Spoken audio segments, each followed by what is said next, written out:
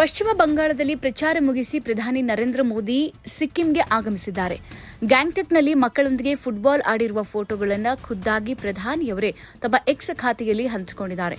ಗ್ಯಾಂಗ್ಟಕ್ನಲ್ಲಿ ಒಂದು ಸುಂದರವಾದ ಬೆಳಗ್ಗೆಯಲ್ಲಿ ನನ್ನ ಯುವ ಸ್ನೇಹಿತರೊಂದಿಗೆ ಫುಟ್ಬಾಲ್ ಆಡೋದಕ್ಕಿಂತ ಖುಷಿ ಬೇರೇನೂ ಇಲ್ಲ ಅಂತ ಬರೆದುಕೊಂಡಿದ್ದಾರೆ.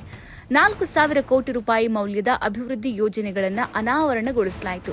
ಪ್ರಧಾನಿ ನರೇಂದ್ರ ಮೋದಿಯವರು 2 ದಿನಗಳ ಕಾಲ ಸಿಕ್ಕಿಂ ಪ್ರವಾಸದಲ್ಲಿದ್ದಾರೆ. ಅಲ್ಲಿ ಅವರು ರಾಜ್ಯದ 50ನೇ ಸಂಸ್ಥಾಪನಾ ದಿನಾಚರಣೆಯ ಸಮಾರೋಪ ಸಮಾರಂಭದಲ್ಲಿ ಭಾಗವಹಿಸಲಿದ್ದಾರೆ ಮತ್ತು 4,000 ಕೋಟಿ ರೂಪಾಯಿಗಳಿಗೂ ಹೆಚ್ಚು ಮೌಲ್ಯದ ಹಲವಾರು ಅಭಿವೃದ್ಧಿ ಯೋಜನೆಗಳನ್ನು ಅನಾವರಣಗೊಳಿಸಿದ್ದಾರೆ. ಪಶ್ಚಿಮ ಬಂಗಾಳದಲ್ಲಿ ಮತ್ತು ಸಿಕ್ಕಿಂನಲ್ಲಿ ಫುಟ್ಬಾಲ್ ಬಹಳ ಜನಪ್ರಿಯವಾಗಿದೆ. ಪಶ್ಚಿಮ ಬಂಗಾಳದ ರಾಜಧಾನಿ ಕೋಲ್ಕತ್ತಾ ಭಾರತದಲ್ಲಿ ಕ್ಲಬ್ ಫುಟ್ಬಾಲ್ಗೆ ಪ್ರಮುಖ ಕೇಂದ್ರವಾಗಿದೆ. ಗ್ರಾಮೀಣ ಮಟ್ಟದಲ್ಲಿಯೂ ಫುಟ್ಬಾಲ್ ಕ್ಲಬ್ಗಳು ಅಸ್ತಿತ್ವದಲ್ಲಿವೆ. ತಮ್ಮ ಭೇಟಿಯ ಮೊದಲ ದಿನವಾದ ಸೋಮವಾರ ಪ್ರಧಾನಿ ನರೇಂದ್ರ ಮೋದಿ ಗ್ಯಾಂಗ್ಟಕ್ನಲ್ಲಿ ಮೆಗಾ ರೋಡ್ ಶೋ ನಡೆಸಿದರು. ಮೋದಿ ಅವರನ್ನ ನೋಡೋಕೆ ದೊಡ್ಡ ಜನಸಮೂಹ ರಸ್ತೆಯ ಎರಡೂ ಬದಿಗಳಲ್ಲಿ ಸಾಲುಗಟ್ಟಿ ನಿಂತಿತ್ತು.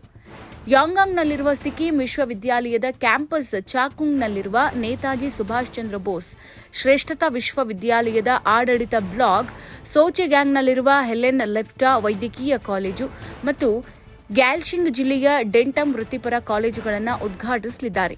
ಹೆಚ್ಚುವರಿಯಾಗಿ 160 ಶಾಲೆಗಳಲ್ಲಿ ಐಟಿ ಆಧಾರಿತ ಮೂಲಸೌಕರ್ಯ ಯೋಜನೆಗಳನ್ನು ಪ್ರಾರಂಭಿಸಲಾಗುವುದು. ಸಂಪರ್ಕವನ್ನು ಹೆಚ್ಚಿಸೋಕೆ ಪ್ರಧಾನಿ ಮೋದಿ ಅವರು ಸಿರ್ವಾನಿ ಮತ್ತು ಲೋವರ್ ಸ್ಯಾಮ್ಡಾಂಗ್ನಲ್ಲಿ ತೀಸ್ತಾ ನದಿಗೆ ಅಡ್ಡಲಾಗಿ 2 ಡಬಲ್ ಲೇನ್ ಉಕ್ಕಿನ ಕಮಾನು ಸೇತುವೆಗಳಿಗೆ ಅಡಿಪಾಯ ಹಾಕಲಿದ್ದಾರೆ ಮತ್ತು ಬರ್ಡ್ ಹ್ಯಾಂಗ್ನಿಂದ ಕಿಚಿಡುಂಬ್ರಾ ಮೂಲಕ ನಾಮ್ಚಿಯಾ ರಸ್ತೆಯನ್ನು ಉದ್ಘಾಟಿಸಲಿದ್ದಾರೆ.